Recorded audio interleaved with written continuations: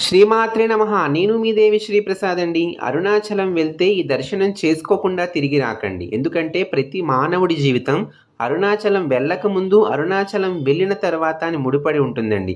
అసలు ఈ విషయం ఏంటో తెలుసా? అరుణాచలంలో అమ్మవారి ఆలయ ప్రాంగణంలో యమధర్మరాజుతో కూడినటువంటి చిత్రగుప్తుని సన్నిధి ఉంటుందండి.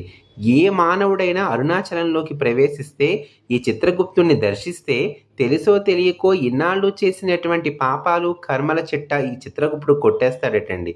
అక్కడి నుంచి మన కొత్త జీవితం మళ్ళీ ప్రారంభమవుతుంది. సుఖాల్ని, శుభాల్ని పొందుతాం.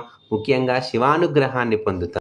శ్రీమాత్రే నమః. నేను మీ దేవి శ్రీప్రసాద్ అండి. అరుణాచలం వెళ్తే ఈ దర్శనం చేసుకోకుండా తిరిగి రాకండి. ఎందుకంటే ప్రతి మానవుడి జీవితం అరుణాచలం వెళ్ళక ముందు, అరుణాచలం వెళ్ళిన తర్వాత అని ముడిపడి ఉంటుందండి. అసలు ఈ విషయం ఏంటో తెలుసా? అరుణాచలంలో అమ్మవారి ఆలయ ప్రాంగణంలో యమధర్మరాజుతో కూడినటువంటి చిత్రగుప్తుని సన్నిధి ఉంటుందండి. ఏ మానవుడైనా అరుణాచలంలోకి ప్రవేశిస్తే, ఈ చిత్రగుప్తుణ్ణి దర్శిస్తే తెలుసో తెలియకో ఇన్నాళ్ళు చేసినటువంటి పాపాలు, కర్మల చిట్ట ఈ చిత్రగుప్తుడు కొట్టేస్తాడటండి. అక్కడి నుంచి మన కొత్త జీవితం మళ్ళీ ప్రారంభమవుతుంది. సుఖాల్ని, శుభాల్ని పొందుతాం. ముఖ్యంగా శివానుగ్రహాన్ని పొందుతాం.